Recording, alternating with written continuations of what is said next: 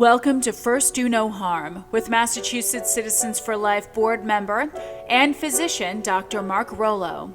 This broadcast will focus on medical ethics from a Catholic perspective and address abortion, physician-assisted suicide, contraception, natural family planning, IVF, healthcare proxy, and other topics. Please be advised that this show may not be appropriate for children under 13. Hello and welcome back to First Do No Harm, a show about medical ethics from a Catholic perspective. I am Dr. Mark Rollo. Today I will continue the discussion regarding modern natural family planning, which is just one of the fruits of Humanae Vitae. And I will play the third and final part of my interview with Kathy Rivet, a Creighton Model Method natural family planning teacher and teacher of teachers who has trained natural family planning instructors all around the world. Let us first begin, as always, with prayer. For as stated by the U.S. Catholic bishops, only with prayer that storms the heavens for justice and mercy, prayer that cleanses our hearts and souls, will the culture of death that surrounds us today be replaced with a culture of life. O God, you are a communion of love. You willed to have your Son born into an earthly icon of Trinitarian love, the Holy Family. We ask your Holy Spirit to bless all families with abundant, self-giving love and life. We ask this in Jesus' name. Amen. Let us resume the interview with Kathy Rivet as she discusses more of the amazing medical applications of modern natural family planning, as well as its wonderful relationship-building characteristics. Just the other day, I got a call from a woman who wants to be a grandmother. And her daughter and son-in-law have been for evaluations, medical evaluations. They haven't been able to find anything, any reason why they're not conceiving. And they don't want to pursue any of the artificial reproductive technologies like IVF, and they don't want to participate in destroying life in order to create life. And so the mother called me, and we had a conversation now. And then the daughter called, and they're coming to learn the method. And when somebody comes in, their history is they don't know why they're not getting pregnant. I always feel a little bit of like, oh, good, because we look at things others don't look at. And so we have a lot of success with people who come who they don't know why they're not getting pregnant. It could be as simple as a very limited mucus. By that meaning the quality of the cervical mucus is such that it's not really doing the job. And so, and then of course it depends on why it's limited. If there's no biomarkers looking like she might be at risk for miscarriage, a practitioner like myself can simply recommend a simple vitamin protocol that often really helps to improve the mucus. And in my practice over the years, I've had 2 cases where couples have even had failed IVF and just simply had limited mucus and recommended the vitamin protocol, and they were pregnant within a couple cycles.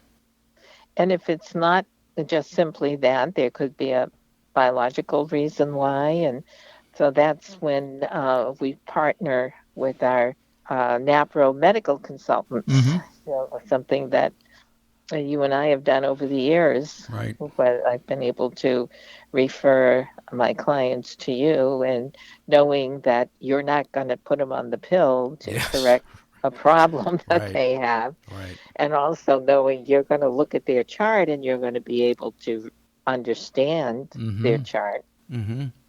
Yeah, it's Uh, kind of it's sad when women will come to me and I'll look at their chart and they say, "Wow, you're really looking at the chart." So I go to other doctors and they just kind of glance at it and poo-poo it and toss it aside and said, "I'm going to send you to IVF," and uh, it's incredible, how much of a cookbook OBGYN can be, because they'll often say, well, okay, you're not getting pregnant.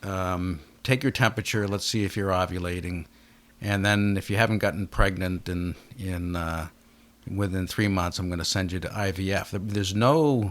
There's no investigation. There's no drawing of blood. There may be a couple of baseline things, check their thyroid and stuff like that.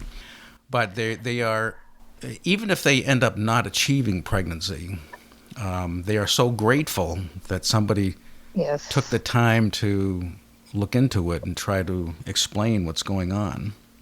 that's right. And you're right about the cookbook thing. In Yeah, fact, they don't know what they don't know.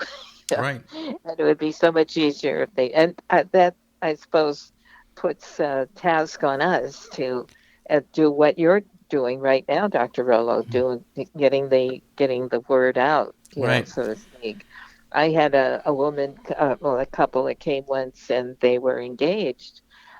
She was in her, well, she was a little older than 35, and neither one of them had been married before. They were so excited to have found each other because they both wanted to be married and have a family, and so they were very much looking forward to that.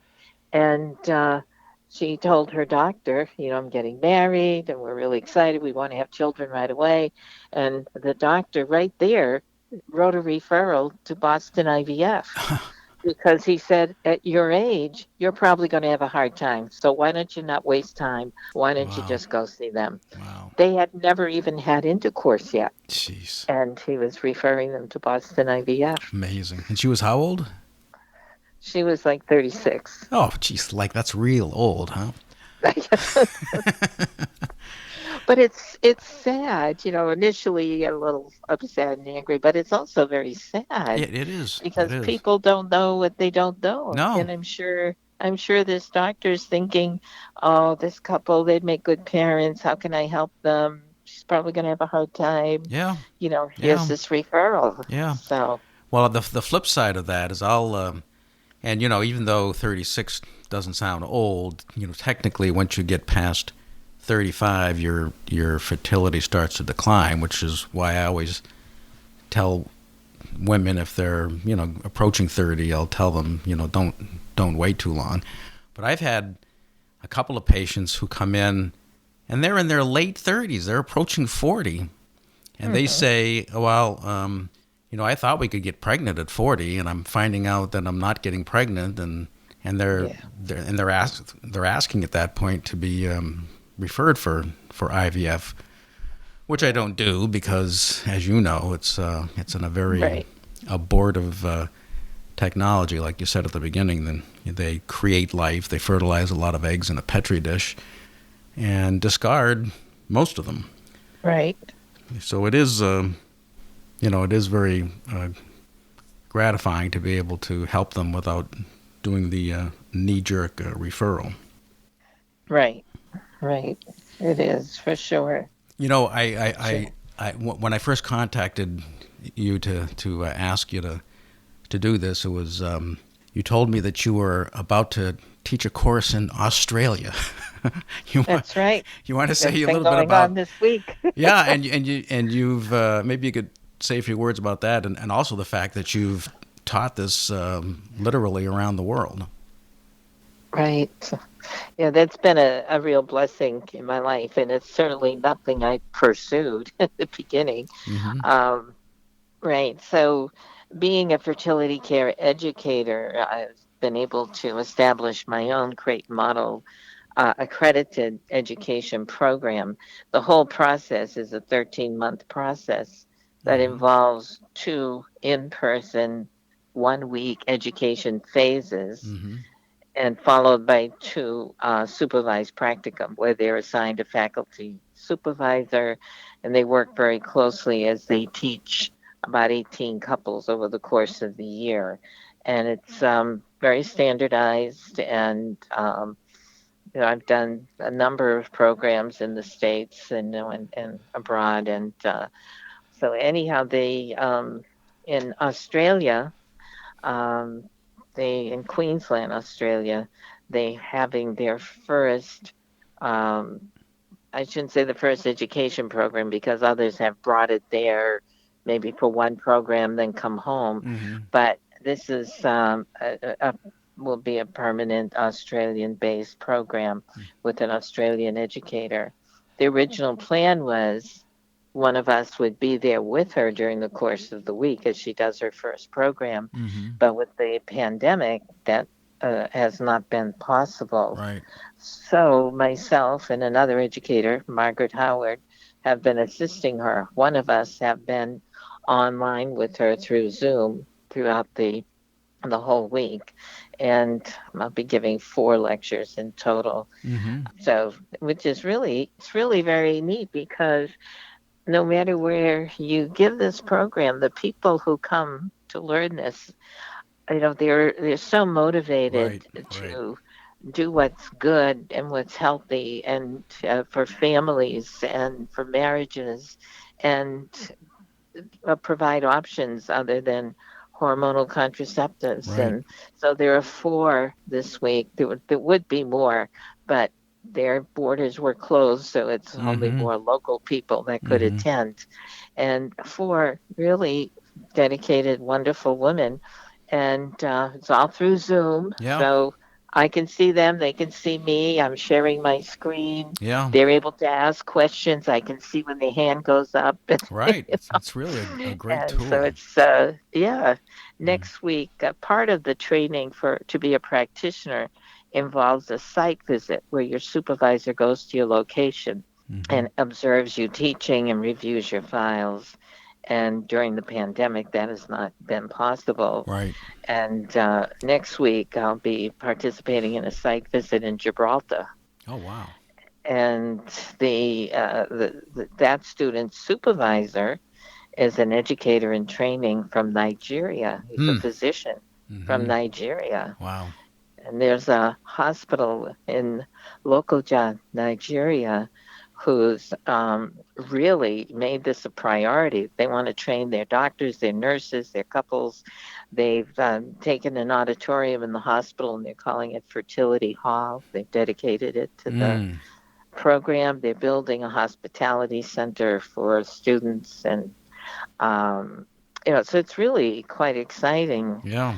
We've done programs in Ireland and Poland, Canada, in Mexico, and then very soon, it was supposed to be in the spring, but I think they postponed it to the fall. In Mexico, they're having their very first program.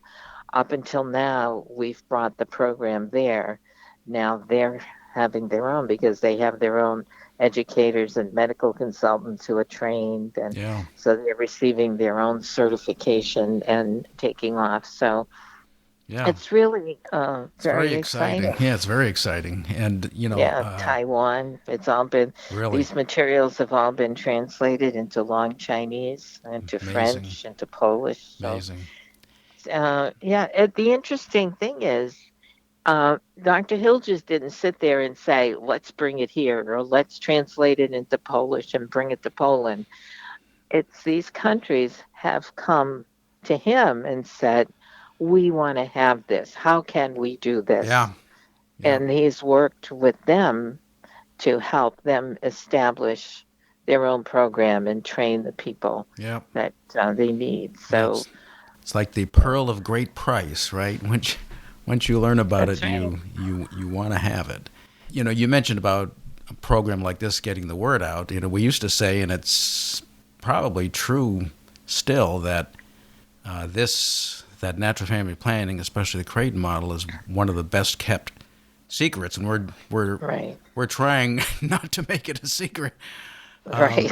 What do you think is behind it being still not really out there as much as it should be? I think part of it is people, they think they know what it is, but Mm-hmm. they don't. So they don't bother to look any further. Yeah. The very first time I heard the term natural family planning, I was at a Bible study and somebody said there'll be a talk on natural family planning. And I turned around to walk out of the room thinking, oh, my mother taught me that. 10, Yeah. 10, 10. Yeah. You know? Yeah. But then I thought, well, how can you have a whole program on that? Yeah. Yeah. So I went back and said, what is this? Yeah. But I thought I knew what it was, Yeah. but I didn't. Well, And then it's. I think too, like I said, people don't know what it is, or they Mm-hmm. think it's Catholic birth control. Mm-hmm. Mm-hmm. And obviously, the Catholic Church and couples who practice Catholic faith are very drawn to this. But Mm-hmm. not only Catholics, we have a medical consultant in Cairo, Egypt, who's also a practitioner Mm-hmm. and teaching Muslim couples there. Mm-hmm. And so, but I don't know really why it is, but it Yeah. is growing. It is changing. We have a program at Catholic Medical Center up here in Manchester, New Hampshire, and it started out with one doctor, an OBGYN, who went to Omaha and got the special training. And when they opened the practice there, most programs or businesses will have a 5-year plan, or I think it was a 3-year plan of goals that they need to meet. They met their goals in the first like 6 months. Wow. And within the years before the year was over, they hired a second OBGYN and a couple other mid-level providers. And they took over two office spaces next to them Mm. because people want this. Yes. Yep. They Yep. want it. Yep. They don't know what it is, but when they hear about what it is, they do want it. Yeah, and when you say that people think they know what it is, that's true. I put myself in that category. Unlike you and Dr. Hilgers, when Humanae Vitae came out, I didn't read it. I just listened to what other people were saying, and they were kind of, poo-pooing it and say, oh yeah, that's Catholic birth control, and it doesn't work, and it's the rhythm method, and I really didn't start to really look at it until I was in medical school, and I had already been married about I guess it was 7 years, and I told the story on a previous show that I was my wife and I were double teamed by the Holy Spirit, that a fellow physician was practicing it, and I thought, boy, that's weird. This man of science is doing this. He was also a teacher. He was a teacher of the symptothermal method, and at the same time, my wife was met a woman who was practicing it. So we learned that, and then I left I was in the Air Force at the time. Left the Air Force and came back to Massachusetts, and that's when I met Dr. Paul Carpentier, who practiced up in Gardner, and of course you know him well. He's now practicing down in Long Island. But he said, "Oh, you do symptothermal method, huh?" And I said, "Yeah." He says, "You should go to Omaha." So I did about 30 years ago, and that was a good choice. I guess we have about just 5 or 10 minutes left. I wondered, is there anything I'm leaving out that you want to talk about, or do you have any favorite stories about patients or educators that? Well, I know sometimes we get so involved and interested in nanotechnology, and the science, and which is wonderful, and that's something that draws a lot of people to this. But another big part of what we do with clients is something we call SPICE. Mm-hmm. And SPICE is an acronym that stands for spiritual, physical, intellectual, creative, and emotional aspects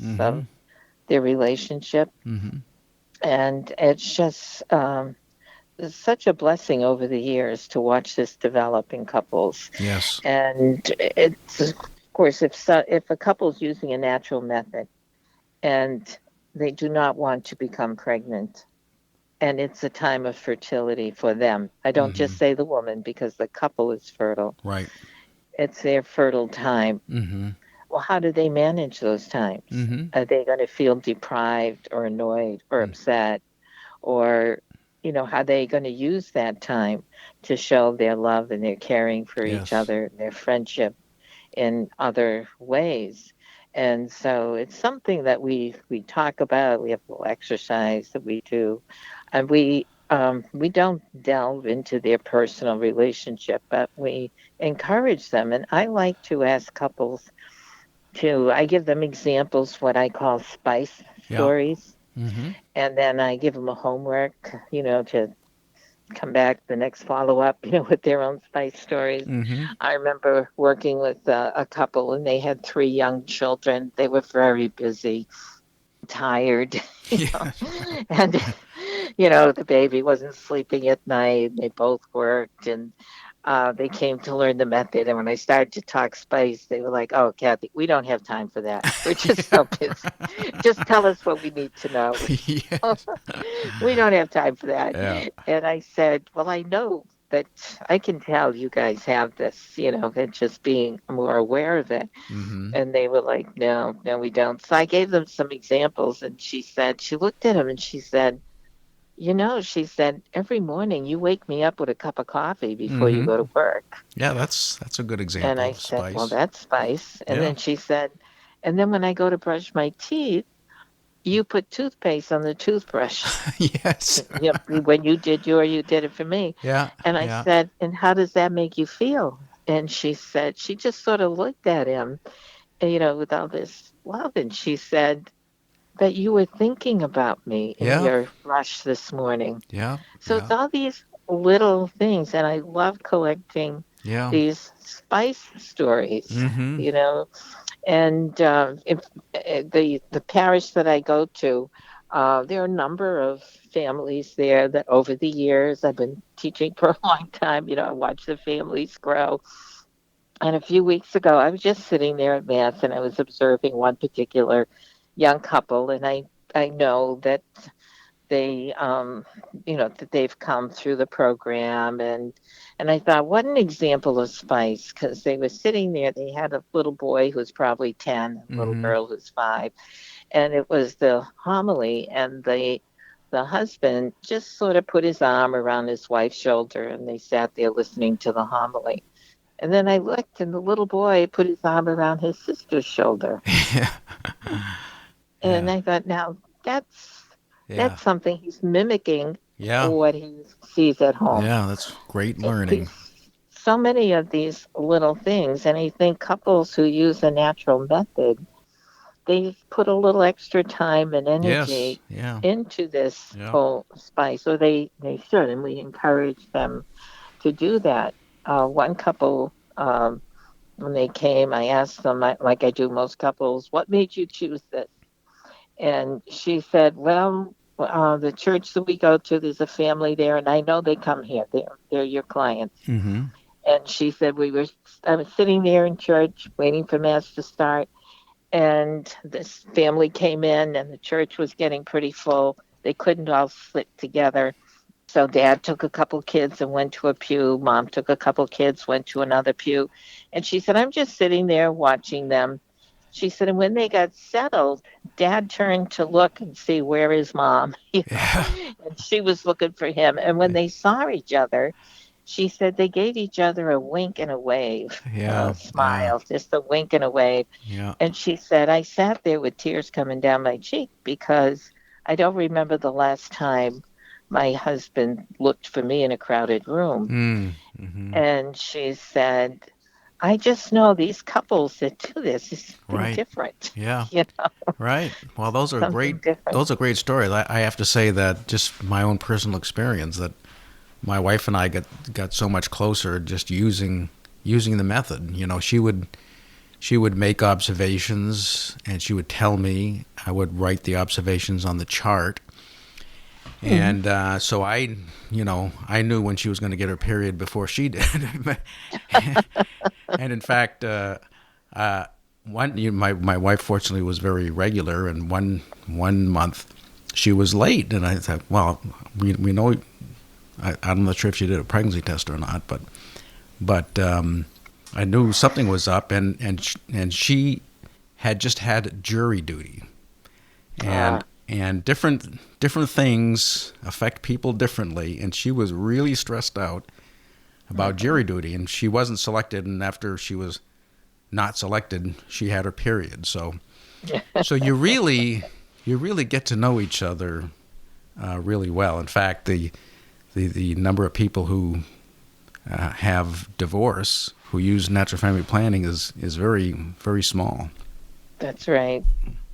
Well, before we end, if one of our listeners out there wants to find out more about this, what would be the best initial step for them to take? Okay. Well, Fertility Care Centers of America, their website, you can find where the closest fertility care center is to you geographically. Mm-hmm. It's fertilitycare.org. Right, fertilitycare.org. And then there's also the St. Paul VI Institute in Omaha, Nebraska. But one way to get there is naprotechnology.com. And NAPRO stands for Natural Procreative Technology. Right. Dr. Hilgers has always said that he likes the word procreate because it brings God into it. Right. We're creating together. So good. So fertilitycare.org and naprotechnology.com. Right. Well, thanks, Kathy. I really appreciate the time you've given to this, and hopefully our listeners learned a lot. Well, thank you. And thank you for the opportunity. My pleasure. Yeah, thank you. This concludes my interview with Kathy Rivet. And once again, to find an instructor near you, go to fertilitycare.org. And to learn more about the amazing medical applications of the fertility care system, go to naprotechnology.com. Until next time, remember, we should always treat life with care and respect. And at the very least, we should first do no harm. First Do No Harm with Dr. Mark Rollo is produced at WQPH 89.3 FM, Shirley, Fitchburg. We are very happy to share it with other networks. Thank you for tuning in to First Do No Harm. Dr. Rollo welcomes your questions and comments. You may contact him at markrollo978@gmail.com. That's MARKROLLO978@gmail.com. Thank you, and until next week, remember, first do no harm.